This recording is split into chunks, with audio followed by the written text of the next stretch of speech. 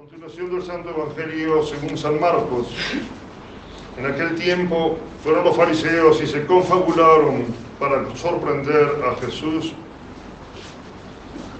en lo que hablase, para lo cual le enviaron sus discípulos juntamente con los herodianos, diciendo: Maestro, sabemos que eres veraz y que enseñas el camino de Dios según la verdad y sin consideración a quien quiera que sea, porque no miras a la calidad de las personas. Dinos pues, ¿qué te parece? ¿Es lícito pagar el tributo al César o no?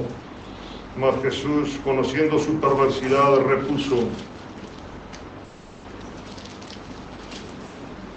¿por qué me tentáis, hipócritas? Mostradme la moneda del tributo. Y ellos le ofrecieron un denario. Les dijo entonces Jesús: ¿de quién es esa figura e inscripción? Y al responderle ellos: del César, dijo entonces Jesús: dad pues al César lo que es del César y a Dios lo que es de Dios. Pueden tomar asiento.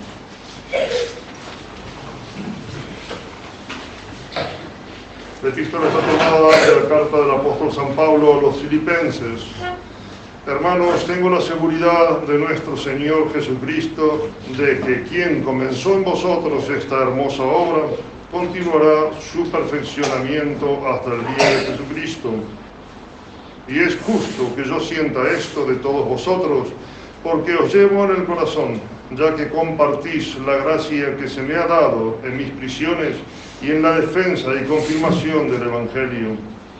Dios me es testigo de que os amo a todos vosotros con la ternura misma de Jesucristo, y esto pido, que vuestra caridad abunde más y más en luz y en inteligencia, para que sepáis discernir lo que es mejor y seáis sinceros e intachables hasta el día de Cristo, llenos de fruto de justicia por Jesucristo, para gloria y alabanza de Dios. En nombre del Padre, del Hijo y del Espíritu Santo. Amén.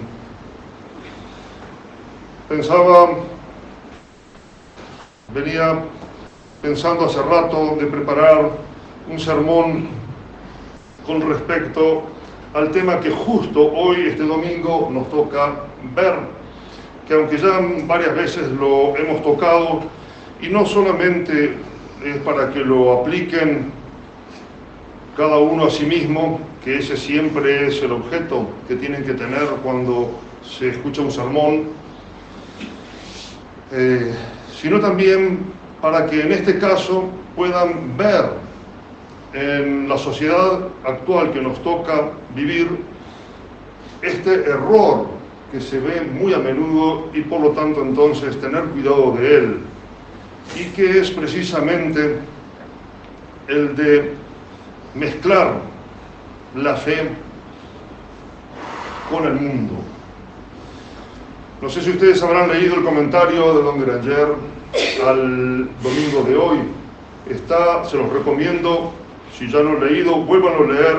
Hay dos temitas ahí que son muy importantes, donde habla primero del liberalismo, lo que es el liberalismo en sí y cómo los mismos católicos estamos impregnados, porque es como el pez en el agua, nos toca vivir en una piscina, para decir de alguna forma, está toda llena de agua podrida, y entonces eso nos toca sí o sí movernos en ella, como peces en un lugar malo. Debemos darnos cuenta de lo que significa eso, porque es lo que hoy constantemente se está predicando, el tema del liberalismo. Y se nota mucho en los católicos actuales, digo católicos refiriéndome incluso también a los mismos modernistas, que pobrecitos, muchos con buena intención se encuentran en esa situación. No se puede mezclar la verdad con el error. Eso es muy, muy importante. Cuando los primeros cristianos, los apóstoles, los discípulos, se empiezan a desparramar por la tierra para predicar el Evangelio enseñado por nuestro Señor, ellos predicaban la verdad, predicaban la luz, y se encontraron con un mundo lleno de tinieblas y lleno de error, y ellos no confraternizaron con esos errores en lo más mínimo. Yo les decía el domingo pasado, y es una gran verdad, Esto, por ejemplo, de las cosas que se están enseñando en la iglesia modernista. En la última hicimos alusión, a mí no me gusta, les digo sinceramente, traer en alusión los errores o los horrores de Bergoglio, porque me parece como hasta manchar la misa, decir en un sermón las barbaridades que él enseña. Pero por ejemplo esto, de todas las religiones, y que hicimos alusión de que los primeros cristianos no podían tomar esa frase y qué fue lo que provocó las persecuciones cristianas. Precisamente es lo que constantemente nos está enseñando el mundo. Si nosotros nos ponemos a ver, es el ejemplo que constantemente se nos trae. Hablando el otro día con una persona, me decía, bueno, no, padre, pero esa persona es buena naturalmente. Es buena porque es bueno con el prójimo, es bueno con el vecino, es bueno con el almacenero, es bueno. Bueno, pero nosotros sabemos bien que hemos sido elevados al orden sobrenatural. Adán y Eva fueron creados en un plano que es el natural, Adán y Eva, nuestros primeros padres. Pero inmediatamente después de su creación fueron elevados al orden sobrenatural. ¿Qué es el orden sobrenatural? Cuando fuimos elevados al orden sobrenatural significa que el hombre ha sido creado por Dios y lo elevó a participar de la misma vida divina. O sea que nosotros hemos sido creados en realidad a participar de Dios, a participar en el cielo de la bienaventuranza eterna, participar de la misma vida divina. Nosotros como simples hombres naturales nos hubiera alcanzado, nos hubiera bastado una sola felicidad natural, pero Dios nos elevó al orden sobrenatural. Y ese orden sobrenatural es importantísimo porque ya, como dice San Agustín, solamente Dios es el que nos puede colmar en esa felicidad que nosotros sí o sí en nuestros actos buscamos. Y hoy precisamente se trata, más que nunca, de tratar de reunir la verdad con el error, la luz con las tinieblas.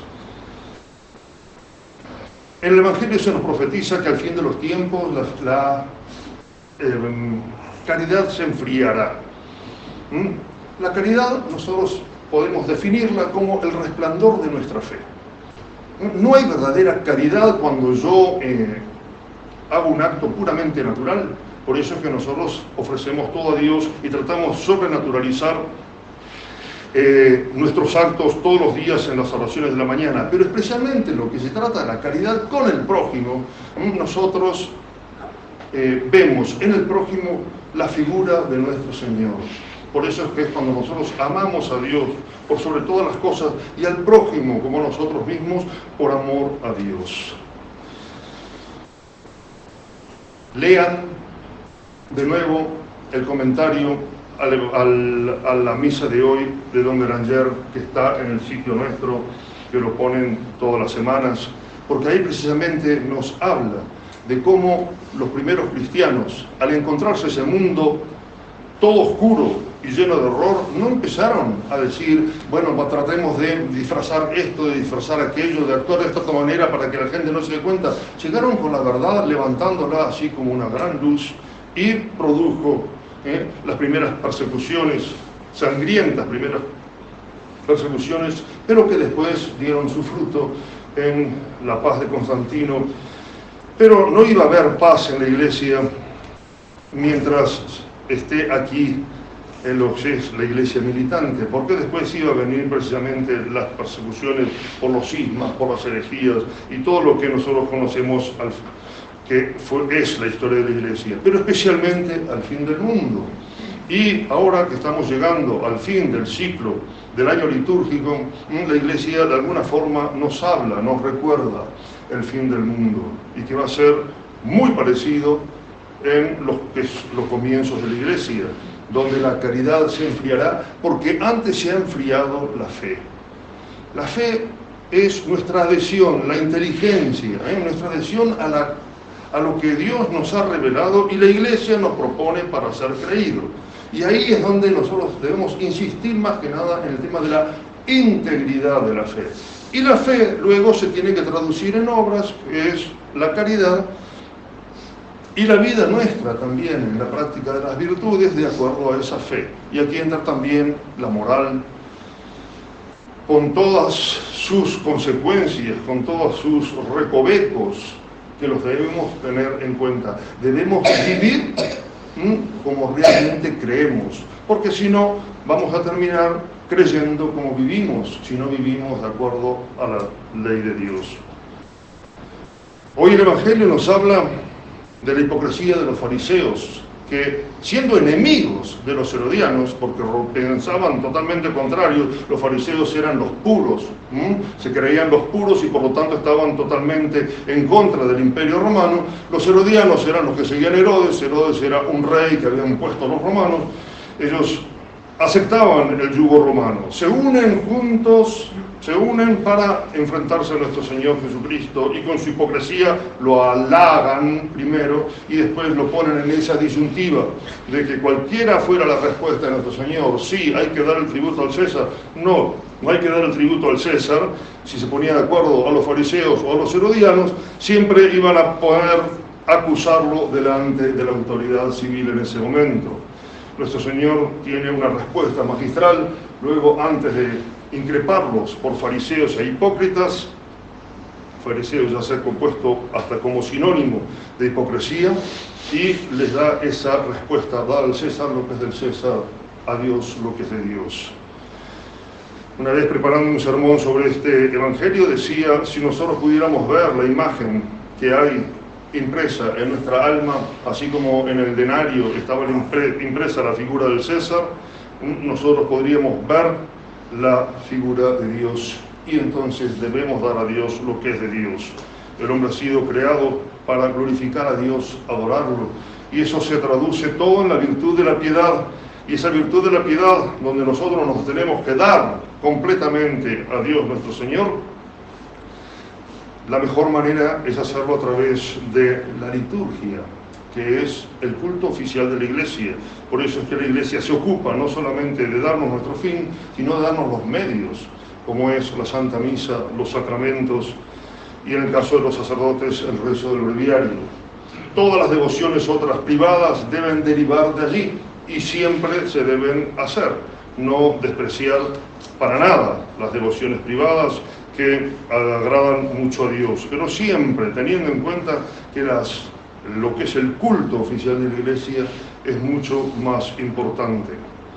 Si Dios quiere, ahora, después de la misa, vamos a tener un bautismo. El chiquito hijo de Martín y de Fiamma, donde precisamente a través de las aguas bautismales se va a imprimir en su alma el sello del cristianismo, el carácter de cristiano. Nosotros hemos sido todos bautizados de pequeñitos y tenemos entonces ese carácter de cristianos donde debemos dar a Dios lo que es de Dios. Al mismo tiempo, también Dios, nuestro Señor Jesucristo, en el Evangelio de hoy, justifica el poder civil, el poder del Estado, al cual nosotros, en lo que son las leyes justas, tenemos obligación en conciencia de obedecerlas. Estoy hablando las leyes justas, por supuesto. También ahí hace un comentario donde Ranger al final, que es muy bueno tenerlo en cuenta. Pero sí, realmente, a veces yo contaba en esta semana, hablando con algunos de ustedes, como tratar de unir esas dos cosas que son contrarias en sí mismas. Me pasó una vez acá en Tucumán, ir por la calle, estaba en un semáforo frenado, pasó una señora mal vestida, pero con su rosario en la mano, rezando el rosario. Entonces eso es lo que yo digo, que es lo que no se puede juntar. No se puede juntar el error con la verdad. Y la verdad es Cristo. Yo soy el camino, la verdad y la vida. Él es la luz en el medio de las tinieblas. Y nosotros, los apóstoles, los discípulos, los sacerdotes, los fieles, todos debemos predicar esa verdad en toda su integridad. Y ahí dice don Granger, precisamente en el comentario de hoy, a muchos católicos, entre comillas, les molesta el tema de los dogmas de la Iglesia, donde la Iglesia es tan tajante, donde nos enseña cómo es la verdad, que en definitiva es Cristo. Esa adhesión de nuestra inteligencia a las cosas que la Iglesia nos propone por ser para ser creídas, deben ser creídas en toda su integridad. Aunque a veces eso nos lleve a tener que hacer mayores esfuerzos para ser como nos toca ser diferentes a lo que es el mundo, lo que nos propone el mundo.